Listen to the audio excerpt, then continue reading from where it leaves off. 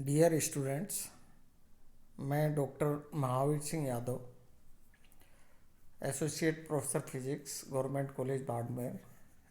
आज आप लोगों को BSc part first physics paper third electromagnetics का topic mutual inductance and measurement of coefficient of self induction by Rayleigh method के बारे में अपना व्याख्यान देने वाला हूँ।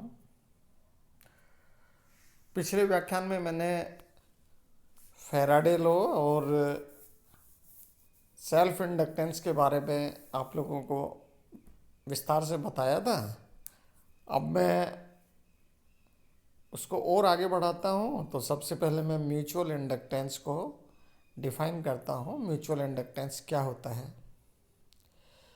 जब कोई दो कोयल पास पास स्थित हों और उनमें से किसी एक में यदि धारा प्रवाहित की जाती है, धारा का मान परिवर्तित होता है, जो दूसरी कुंडली जो होती है उसके अंदर विद्युत प्रभाव प्रेक्षित होता है।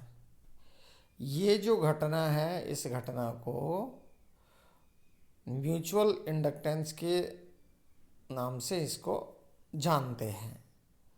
तो इसको किस तरह से समझ सकते हैं, कैसे इसको परिभाषित कर सकते हैं? तो उसके लिए मैंने यहाँ इसके अंदर ये फिगर दिखाई है। इस फिगर के अंदर ये पहली प्राइमरी कुंडली है, इधर ये सेकेंडरी कुंडली है और यहाँ ये विद्युत वाहक बल का सोर्स है। इधर एक गैल्वेनोमीटर लगा है ये। तो जब इधर इस ई से और इस परिपथ के अंदर प्राइमरी कोयल के अंदर विद्युत धारा प्रवाहित करते हैं तो इस एस के अंदर विद्युत धारा कहें या विद्युत वाहक बल कहें, वो क्या हो जाता है? प्रेक्षित हो जाता है।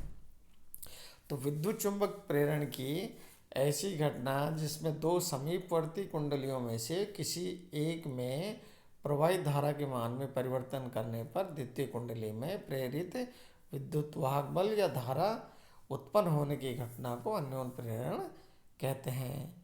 कुंडली के इस गुणधर्म को अन्योन प्रेरकत्व कहते हैं। म्यूचुअल इंडक्टेंस इसको कह देते हैं। यदि प्राथमिक कुंडली में आईपी धारा प्रवाह से द्वितीय कुंडली से संबंधित चुंबकीय फ्लक्स फाई एस हो तो phi S directly proportional to कितने हो गया? आईपी के डायरेक्टली प्रोपोर्शनल हो गया। इसलिए फाई एस इक्वल टू क्या लिख सकता हूँ? एम इंटू आई पी लिख सकता हूँ। यहाँ एम को अन्योन प्रेरकत्व या अन्योन प्रेरण गुणांक कहते हैं। तो यहाँ जो ऊपर वाली इक्वेशन है, इस इक्वेशन को मैं इस तरह लिख सकता हूँ कि D phi S upon D T equal to M into D I P upon D T. Faraday के नियम से हम जानते हैं कि ई एस इक्वल टू क्या होता है? Minus D phi S upon D T होता है। इसलिए E S equal to minus M D I P upon D T लिख देते हैं। या एम को डिफाइन करना है तो एम इक्वल टू क्या हो गया? Minus E upon D I P upon D T modulus के द्वारा इसको बता देते हैं। अब यदि D I P upon D T equal to 1 हो तब एम इक्वल टू कितना हो जाएगा? ई एस के बराबर हो जाता है। अर्थात किन्हीं दो कुंडलियों के मध्य अन्योन प्रेरकत्व द्वितीय कुंडली में प्रेरित उस विद्युत वाहक बल के तुल्य है जो किसी प्राथमिक कुंडली में धारा क्षय की दर एकांक होने पर उत्पन्न होती है। D I P upon D T क्या है? 1 है। ये धारा क्षय की दर है। ये यदि एकांक है तो ऐसी स्थिति के अंदर जो प्रेरित विद्युत वाहक बल है वो किसके बराबर होता है? प्रेरकत्व के बराबर होता है। और अन्योन प्रेरकत्व का मात्रक क्या होता है? हैंड ही होता है। जैसे सुप्रेरकत्व का होता है उसी तरह से और म्यूचुअल इंडक्टेंस का मात्रक है वो भी हैंड ही होता है। अब आगे चलते हैं। अब रेले विधि द्वारा स्वप्रेरण गुणांक का मापन या दूसरा measurement of the self inductance coefficient by Rayleigh method. अब यहाँ इस मेथड के लिए, और यहाँ ये इधर फिगर बना दिया है। ये व्हीटस्टोन ब्रिज में जैसे पी क्यू आर एस 4 प्रतिरोध होते हैं, उसी तरह से यहाँ पी क्यू आर और एस की जगह पर क्या है, एल, एक प्रेरक कुंडली है, प्रेरण कुंडली है, और इसके सीरीज में स्मॉल आर ये अल्प प्रतिरोध जुड़ा हुआ है, और इस प्रतिरोध को जो कुंजी बी है उसके द्वारा इसको जोड़ दिया जाता है। यहाँ ये नीचे ये वाला जो पार्ट है इसके अंदर ये कुंजी ए को रिप्रेजेंट कर रहा है, कुंजी ए को रिप्रेजेंट, और यहाँ ये विद्युत वाहक बल के सोर्स को रिप्रेजेंट कर रहा है, जिस परिपथ के अंदर के कितनी धारा प्रवाहित हो रही है, I धारा इसके अंदर प्रवाहित होती है। यहाँ इन दोनों पॉइंट के बीच में और बैरिस्टिक गैल्वेनोमीटर को लगा दिया जाता है। तो ये प्रायोगिक व्यवस्था को दर्शाने वाला ये परिपथ चित्र है। व्हीटस्टोन ब्रिज की एक भुजा में अज्ञात प्रेरकत्व की प्रेरण कुंडली व उसके श्रेणी क्रम में अल्प प्रतिरोध आर का मान कितना 0.01 ओम से लेकर के 0.1 ओम तक हो सकता है, जुड़ा होता है। सेतु की संतुलित अवस्था में प्राप्त करने के लिए प्रक्षेप धारामापी को जोड़ा गया है। प्रक्षेप धारामापी क्या बता रहा है, संतुलन की अवस्था को बताता है। ये इसमें बहने वाले जो आवेश है उसकी मात्रा को ये बता देता है। अच्छा, परिपथ में धारा प्रवाह की अवस्था में प्रक्षेप धारामापी से प्रवाहित आवेश Q उत्तपन प्रेक्षण थीटा के समानुपाती होता है।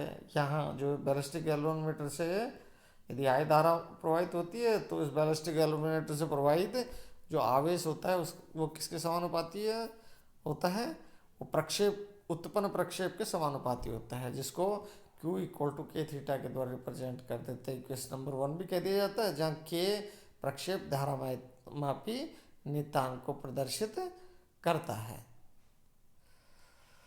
रेले विधि के 3 चरण हैं, तो उनके अंदर जो पहला चरण है उसको अब क्या करते हैं कि सर्वप्रथम धारा प्रवाह की अवस्था में अल्प प्रतिरोध आर का प्रभावी मान 0 कर देते हैं। तो उसके लिए क्या करते हैं, कुंजी बी को बंद कर दिया जाता है। तो धारा प्रतिरोध से प्रवाहित होने के बजाय किधर से प्रवाहित होती है, वो उस कुंजी से प्रवाहित हो जाती है।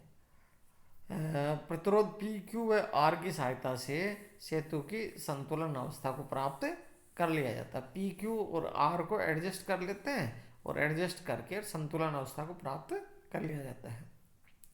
अब कुंज ए को बंद करने पर परिपथ से प्रवाहित होने वाली धारा का मान 0 से अधिकतम तक परिवर्तित होता है। जैसा मैंने बताया था कि जो नीचे वाली को जो विद्युत वाहक बल स्रोत के और समानांतर लगी हुई है तो उसको क्या कर देते हैं, बंद कर देते हैं, तो धारा प्रवाहित होना शुरू हो जाती है। 0 से अधिकतम मान तक परिवर्तित होता है, जिसके कारण से परिपथ में जुड़े एल से प्रवाहित धारा के मान में भी परिवर्तन होता है।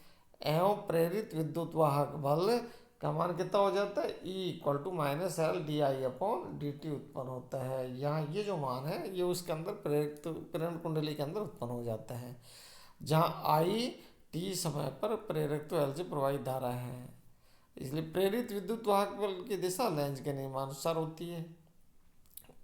कैसे होती है, उस कब दिशा के अंदर होती है जिससे वो उत्पन्न होती है, अर्थात वो उसके विरोधी दिशा के अंदर होती है। विद्युत वाहक बल के कारण सेतु की प्रत्येक भुजा से प्रवाहित धारा के मान में परिवर्तन होता है।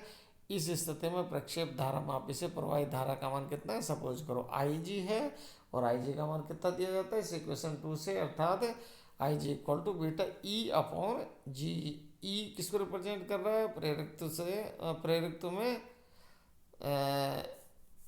प्रेरित विद्युत वाहक प्रेरण कुंडली के अंदर प्रेरित विद्युत वाहक बल को रिप्रेजेंट करता है। अर्थात ये इसका मान आ गया बीटा L/G इंटू di/dt, क्योंकि E का मान कितना है L इंटू di/dt के बराबर होता है। जहाँ G प्रक्षेप धारामापी का प्रतिरोध है, यहाँ जो कैपिटल G है वो प्रक्षेप धारामापी का प्रतिरोध है। तथा प्रवाहित आवेश Q का मान निकालने के लिए क्या करते हैं, Q equal to integration from 0 to t IG into dt, और इसमें इसका मान रख देते हैं, IG का मान रख देते हैं। तो IG का मान कितना, बीटा L/G इंटू डी आई upon D T, D T cancel हो जाता है, इंटीग्रेशन फ्रॉम 0 टू आई 0 हो जाता है।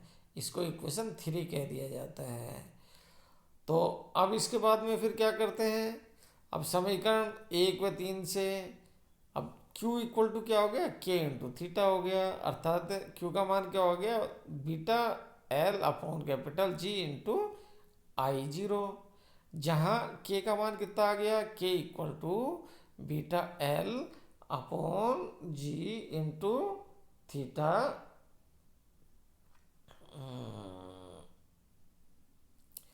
यहाँ इसके अंदर ये इक्वेशन 4 के द्वारा की beta L upon G I 0 upon theta.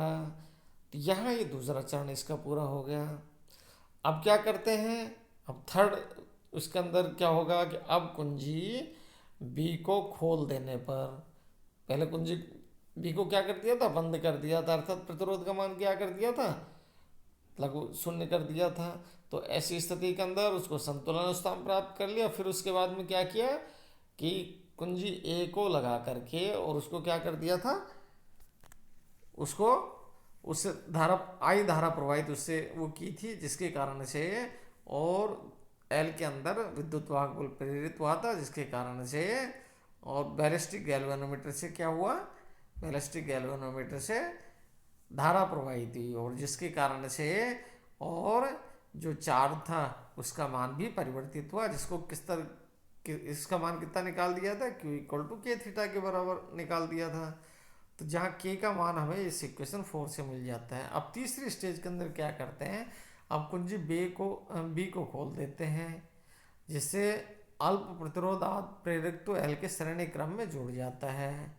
प्रतिरोध R की उपस्थिति में अल्प विभवांतर E dash into I 0 into R प्रेरक तो L के संगत भुजा में उत्पन्न होता है। ठीक है ना, ये क्या किस उस R के कारण से और ये विभवांतर उत्पन्न होता है। यदि धारामापी में थीटा डैश विक्षेप प्राप्त होता है तो धारामापी में प्रवाहित धारा का मान कितना हो गया, I G dash equal to beta E dash upon G, और that is equal to beta I 0 R upon capital G. E dash की जगह क्या आ गया, आई 0 इंटू आर। ये क्या है, potential drop across resistance small R. परंतु प्रक्षेप धारामापी से प्रवाहित धारा का मान कितना हो गया, I G dash directly proportional to theta dash, यहाँ इसे लिख देते हैं। और ये इसे I G dash equal to कितना हो गया, के डैश इंटू थीटा डैश। अब जहाँ के डैश प्रक्षेप धारामापी का धारा नियतांक है, जो प्रक्षेप नियतांक के से निम्न प्रकार संबंधित रहता है, अर्थात के इक्वल टू, ये हमें ध्यान रखना है, K equal to I upon 2 pi into K dash, या K upon K dash equal to क्या हो गया, आई अपॉन 2 पाई। इक्वेशन 7 के द्वारा इसको रिप्रेजेंट कर देते हैं। अब समीकरण 5 व 6 से, यहाँ जो ऊपर वाले 5 व 6 है, इसकी सहायता से हम क्या कर सकते हैं, beta I 0 R upon capital G equal to K dash theta dash, या के डैश इक्वल टू क्या आ गया, beta R upon capital G into I 0 upon theta dash. Equation 8 के द्वारा इसको रिप्रेजेंट कर देते हैं। अब समीकरण 4 में समीकरण 8 का भाग देने पर, अब 4 में 8 का भाग लगा देते हैं, तो K upon K dash equal to L upon R into theta dash upon theta, या आई अपॉन 2 पाई, ये क्योंकि इसका मान ऊपर से रख देते हैं के अपॉन के डैश का इक्वेशन 7 से, तो ये आ गया I upon 2 pi equal to L upon R theta dash upon theta. या एल का मान निकालते हैं तो एल इक्वल टू कितना आ गया, L equal to I theta upon 2 pi theta dash into R. ये इक्वेशन 9 के द्वारा इसको लिख दिया जाता है। और ये जो इक्वेशन 9 है, ये इक्वेशन 9 इसकी सहायता से और एल का मान हम प्राप्त कर सकते हैं। इस विधि का जो मुख्य दोष है कि परिपथ में धारा प्रवाहित करने पर परिपथ से जुड़े प्रतिरोध के संगत ऊर्जा हानि ऊष्मा के कारण सेतु की संतुलन अवस्था परिवर्तित हो जाती है। आर में क्योंकि जहाँ आर लगा है तो वहाँ ऊर्जा हानि निश्चित रूप से होगी ही, और ऐसी स्थिति के अंदर जो फिर वो संतुलन अवस्था है वो उसकी बिगड़ जाती है। तो ये क्या है, इसके मुख्य कमी है। परंतु इस विधि से और जो इक्वेशन 9 है इसकी सहायता से हम एल का मान निकाल सकते हैं, अर्थात स्वप्रेरण का जो स्वप्रेरकत्व है, सेल्फ इंडक्टेंस है, उसकी वैल्यू का मान हम निकाल सकते हैं, का मान निकाल सकते हैं। अब हम इस चैप्टर में कुछ दिए हुए जो अब तक स्टडी किया है उसके कुछ क्वेश्चन हैं, वो मैं क्वेश्चन आप लोगों को करने के लिए दे रहा हूँ। तो इन क्वेश्चन के अंदर देखिए, ये जो क्वेश्चन है ये बहुविकल्पीय प्रश्न है। बहुविकल्पीय प्रश्न का मतलब क्या है, इसके अंदर ये आप लोगों को पास में ये ऑब्जेक्टिव है जिसके अंदर 4 आंसर में से कोई एक सही आंसर को इसमें छापना है। तो ये मैंने इस तरह का दिया है। इसी तरह से लघुत्तरात्मक प्रश्न है, अर्थात जिनको एक लाइन के अंदर या बहुत छोटे शब्दों के अंदर उनको परिभाषित करना है, उनको लिखना है। तो ये मैंने सब उनको कवर किया है। यह जो भी टॉपिक मैंने पढ़ाया है आप लोगों को, लगभग उनको मैंने इसको टच किया है। तो इसके अंदर देखिए, जैसे ये है फैराडे के विद्युत चुंबकीय प्रेरण का नियम, सौ प्रेरकत्व को डिफाइन करना है, अननोन प्रेरकत्व को फैराडे के नियम का समाकलन रूप, प्रेरकत्व में संग्रहित ऊर्जा का मान ये है। यहाँ ये जो दीर्घ जो उत्तरात्मक प्रश्न है इसके अंदर रेले विधि से किसी कुंडली का स्वप्रेरकत्व गुणांक मापन की विधि का वर्णन, जो मैंने अभी लास्ट में बताया है।